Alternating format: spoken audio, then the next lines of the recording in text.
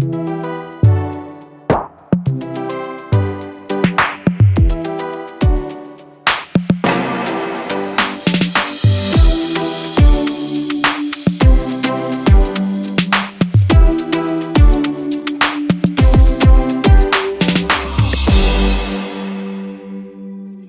Sarnayan, and welcome to our Satsang journey, the BAPS North American Yuva Yuvti podcast.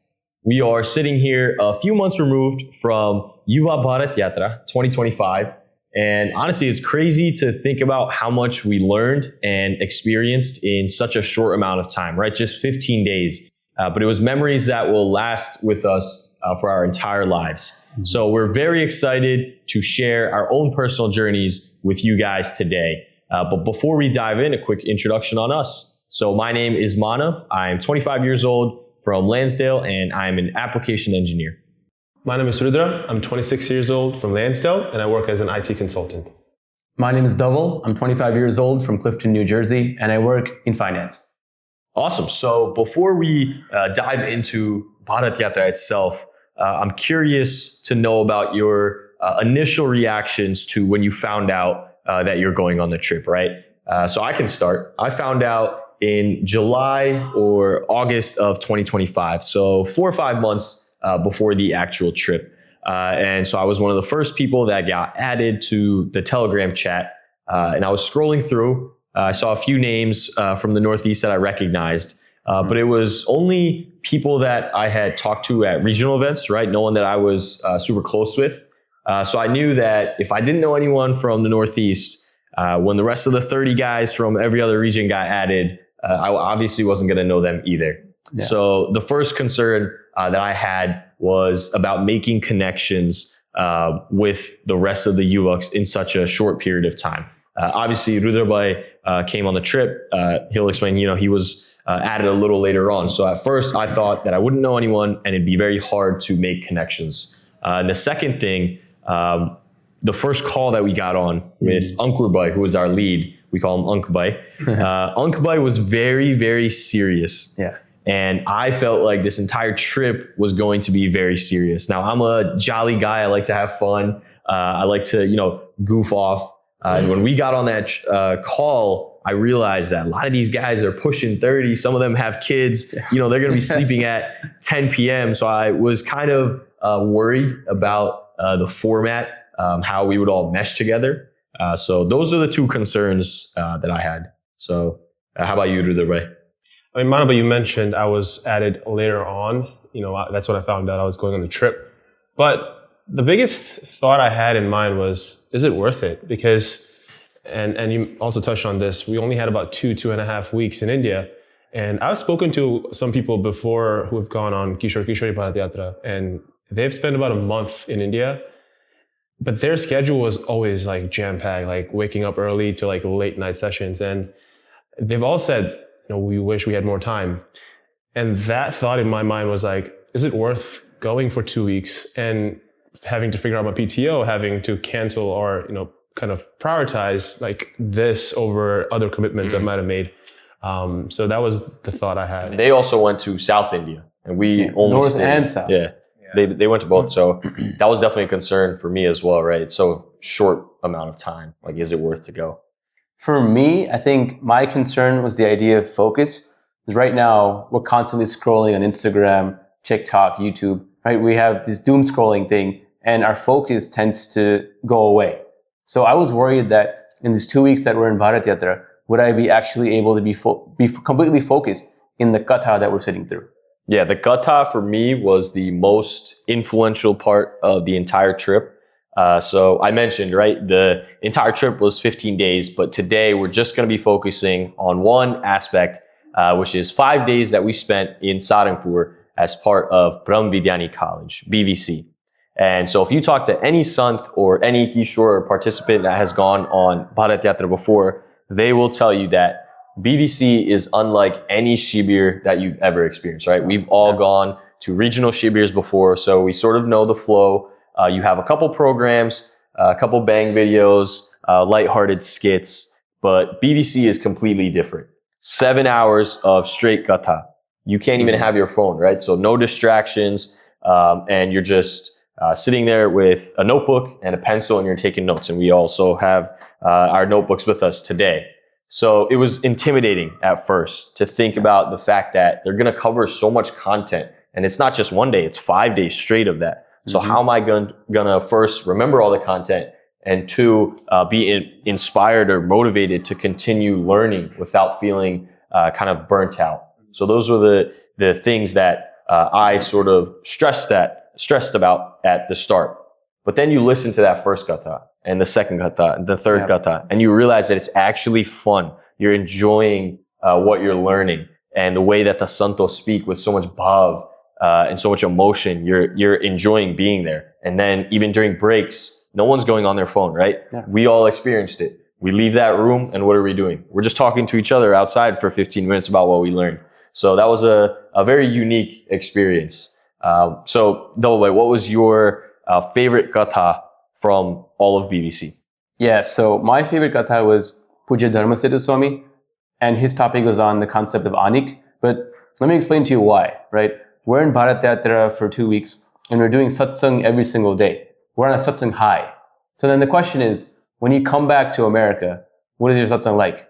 On weekends, it's good. You're going to mandir, you're sitting in katha, you're meeting Hari Bhakto, you're sitting in sabha, right? But what happens on weekdays?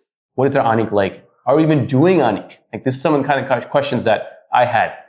And then luckily, Puja Dharmasetu Swami explained this very well for us. He had a presentation on Ahnik with a focus on puja, where he talked about one very important thing, that Ahnik has to be perfect, and it can be perfect through 2 ways, through consistency and quality. His katha, the one thing that stood out to me the most was the level of detail that he went into, right? So one of the things he mentioned was how to properly do mansi or darshan of Mahant Swami Maharaj. And he notices every little detail about Mahant Swami Maharaj. He said there's 5 tels on Mahant Swami Maharaj's forehead. They're arranged in this way. The ones on his nose are this way. The ones on his cheek are this way. He noticed the wetness of Bapa's eyes. He noticed how Bapa wears socks that are the same color of his skin. And one unique thing of Bharat Yatra was that we got so many smrutis, right? So many unique things that we can cherish forever. And one of them was a piece of Mahant Swami Maharaj's sock that all of us got. And at the bottom, there's a quote from Maharaj in the Vaishnamrut where he says, Tena pagni rajto amepan mate chadaviye. So just the importance of the Sant and how Dharmasetu Swami is able to focus on every little detail was very inspiring for me, right? We've all seen hundreds of photos of Mahant Swami Maharaj, but when have we noticed such little details? I thought that was very, very cool. And how do you think he's able to focus on all these little details? He's able to do it because it's an internal aspect for him. It's 100% mental for him. And that's how he's able to improve his Ahnik. He actually even told us that if you're not putting 100% mental effort into your Ahnik, then it becomes commercial, it becomes useless. So I actually want to share with you guys a prasang that he had mentioned to us. I have it in my notebook here. So the prasang is about a yuvti who was the lead of a team during site seva. And on her team, there was an elder Mahila Sevak who wouldn't go up and down the ladders, and she would generally move more slowly. So the yuvti would go and check up on her and ask, hey, what's going on? How can I help you? Where can I help you? And then she also told the Mahila that I won't be able to stay with you the entire time because I have other people to focus on, other responsibilities to get done. So the Mahila said, Ke hun ekli kai chu, Bhagwan ane sant mari sathe j che. And then she told the yuvti her story. So her story is that she had gone through cancer twice, and her husband had kidney failures. On his deathbed, he had said, our wish was to do seva in Robbinsville, but you could not go because I was sick. Now that I'm going to Akshardham, you should go to Akshardham as well and do seva for the both of us. Now imagine that. Wow. Very emotional. That's when the yuvti understood the Mahila's real samjan. That it's not how she's doing seva, it's not when she's doing seva, it's not even how slow she's doing her seva. It's the effort, the bhav that she's doing her seva with. That's what matters. So Puja Dharmasetu Swami then told us that our Ahnik is very similar to that, right? Nobody cares how much you're doing. Nobody cares when you're doing, or even how, right? There's 9 types of bhakti. You could do bhakti in any way which you see is fit. But Bhagwan cares if you have bhav in your Ahnik, if you're doing with sincere effort. And listening is one thing, but applying it is another. All throughout the trip in Bharat Yatra, I saw everybody around me trying to improve on their Ahnik. And these people are like-minded in the same situation as me, and every day they're putting effort into making their Ahnik 1% better than the day before. I think what you mentioned, Dhavalbhai, about being around like-minded people, that is such a cheat code in anything you want to achieve or improve on. Looking at an example of, let's say if I want to work out, and if I'm around people who like to work out, it's going to motivate me, and eventually I'll make it a habit, to go to the gym and be more consistent with it. And I think the same principle applies in satsang. And Akshay from LA, who was part of our group, he actually pitched the idea of doing Post-Yatra, and he was inspired by the people from around like different gams that used to walk in the morning and do Bapa's Puja Darshan. And all of a sudden, like 10 other yuvaks were down. And you know how those dogs are in India, man. Like in the morning especially, they just want to chase anything that's moving on the road. But they didn't think of the obstacles or the hardships they were going to face. And Akshay's idea turned out to be a way for all the yuvaks who joined him to get Bapa's Rajipo.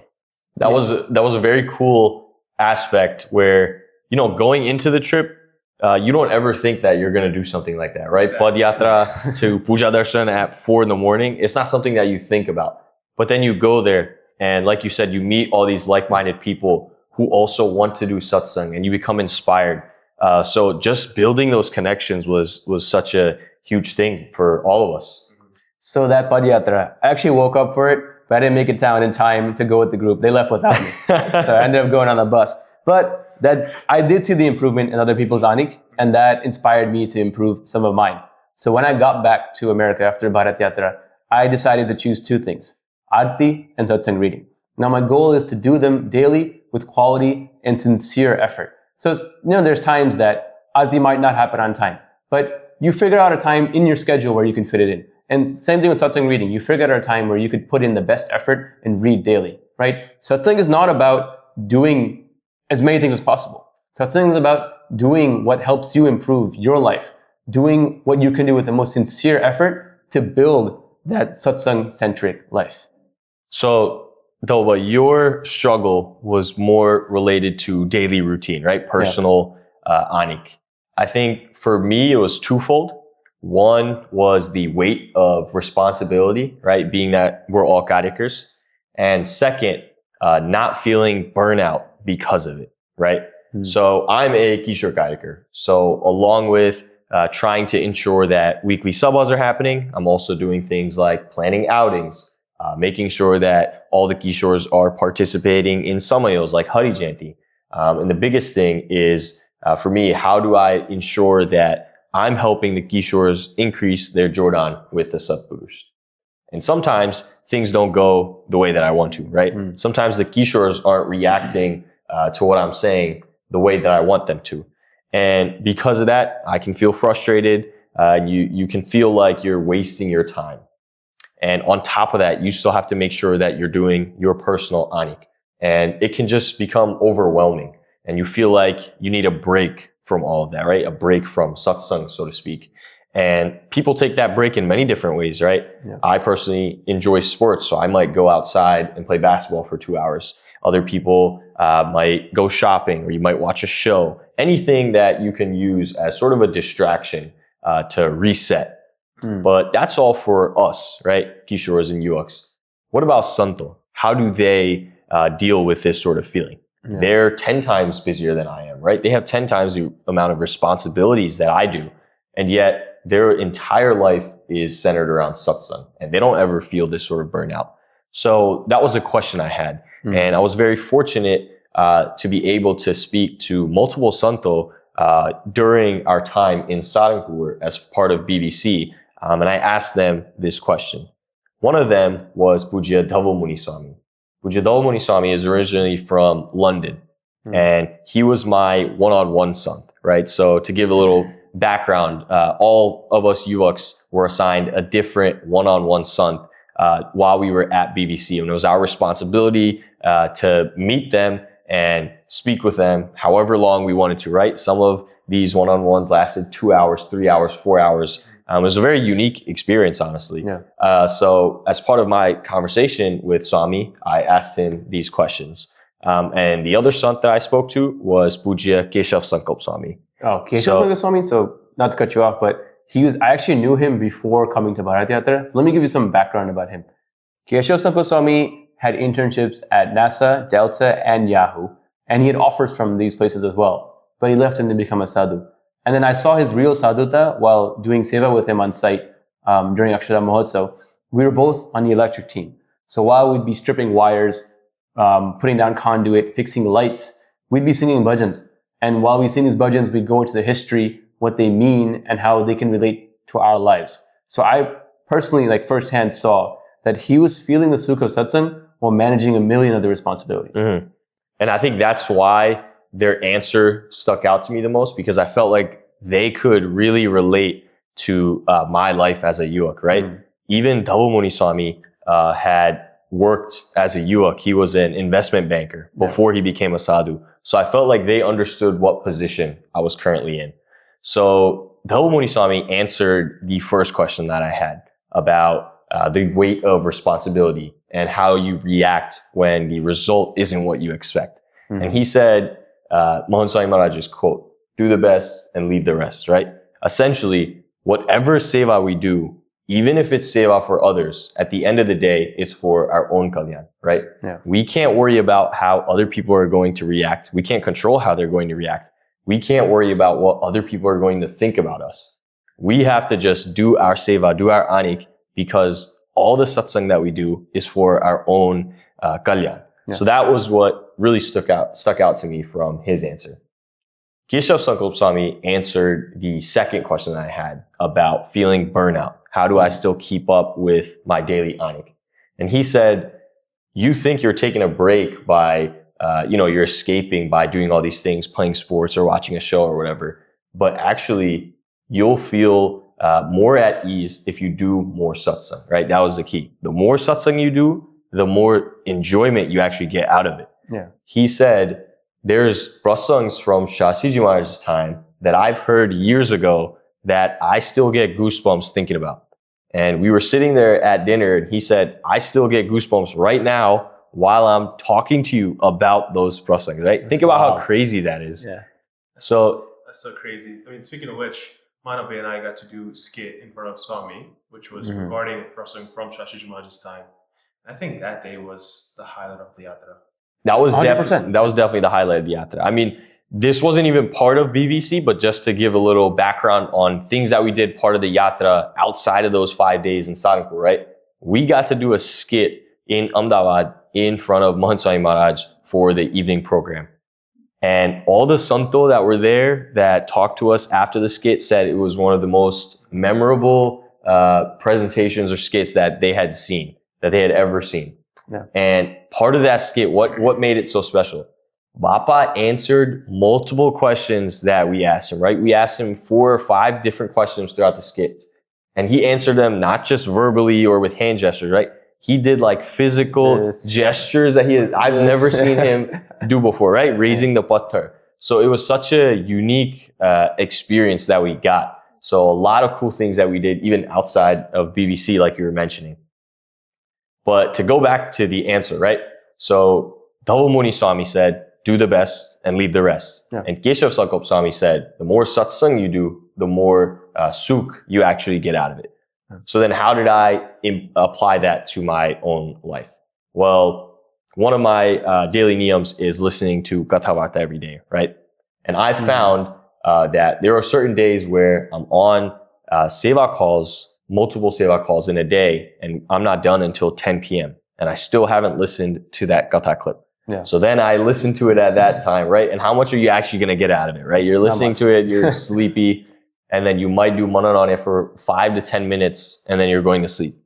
And then the next day, you pull out your phone and you're listening to a new clip for that day. Yeah. And it sort of becomes like a checklist item, and you're not really getting anything out of listening to that katha. How much did I actually remember from the previous day? Did I actually do any manan on it? No, right? It's kind of enclosed within that 24 hours.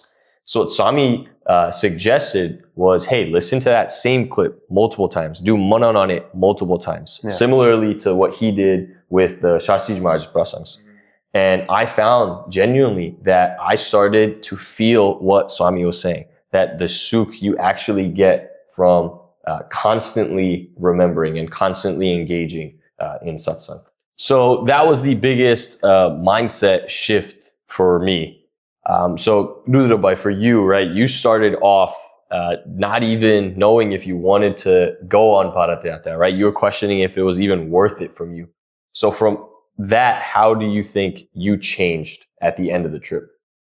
I think the biggest change I, felt after the trip or after the Bharat Yatra was let me take a step back. So before Bharat Yatra, I used to think about the term or Paramanand Sukh, the never-ending Sukh, like happiness that we've heard Baba talk about. We have heard Puja, Sadhguru Santos talk about. We have many Haribhaktas around Sanstha that experience this never-ending happiness. And I'm like, how do you get there? Is there like a way to get there? Like, are things that you do that eventually get you like to the never-ending happiness?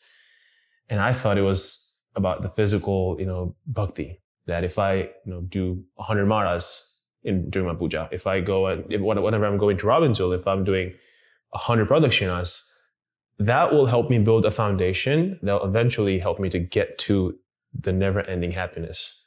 But there's more to it. And I actually have a Vachanamrit that I wanted to share with you guys. It's Gadara Pratham 19. Interdependency of Swadharma, Atma realization, Bhakti, and Vairagya. Shriji Maharaj said, in this satsang fellowship, those devotees seeking their own ultimate liberation cannot fulfill that aim by Atma realization alone.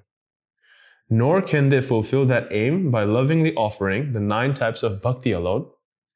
Nor can they fulfill that aim by Vairagya alone. Nor can they fulfill that aim by Swadharma alone. Thus, all 4 virtues, which are Atma realization, Bhakti, Vairagya, and Swadharma, should be perfected since all are dependent upon each other. And the most interesting part of this yatra, so before yatra began, Pujya Anamangal Swami and Pujya Gnanmanan Swami had a chance to speak to Bapa. So they asked Bapa, what vichar should we have in mind throughout the yatra? And Bapa said, keeping Arasparas Divya Bhav, making sure that you're taking a step further and not, just focusing or having Divya Bhav in Maharaj and Swami, but also in Haribhaktas around you.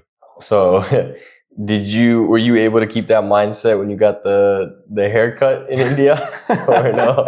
It was difficult. The 0 to 4. Yeah. So to give some background, me and Rudrabhai, we participated in the skit, so we had to get a haircut as part of that. So we went to this random haircut spot. He was a Haribhakt. He was a satsang. Yeah, he was a satsang. He was a good guy, but in India, there's no razors, right? They're cutting everything with scissors. So they gave Rudrabhai a haircut that he did not expect or want, right? It was not the fade that he was looking for. So he comes into the Sabha hall an hour before, right? An hour before the skit, and everyone's just clowning on him for this haircut that he got. Dude, I walked into the Sabha hall and all the heads turned towards me. I'm like, what is happening? Like, how do I answer it? Like, I know people are going to ask me, what did you ask for? Did you show them a picture or what? How did you end up with this? And it turned out we didn't even need that haircut because at the end, we got the fetas, so it covered almost all of my head, right? But the craziest part of this whole prasang that happened with me. So 24 hours before, we were still in Sarangpur, sitting in BVC, and the katha that, that was the most favorite katha out of the whole, all the kathas was about Nishkulanand Swami. And Nishkulanand Swami had a similar prasang happen when Maharaj gave him mundan on the spot. And I'm just thinking to myself, I'm like, this is crazy because he kept Divya Bhav in Maharaj. And, this happening to me 24 hours after, how do I process this? And being there in front of Swami, I think that allowed me to keep Divya Bhav in him, in Bapa.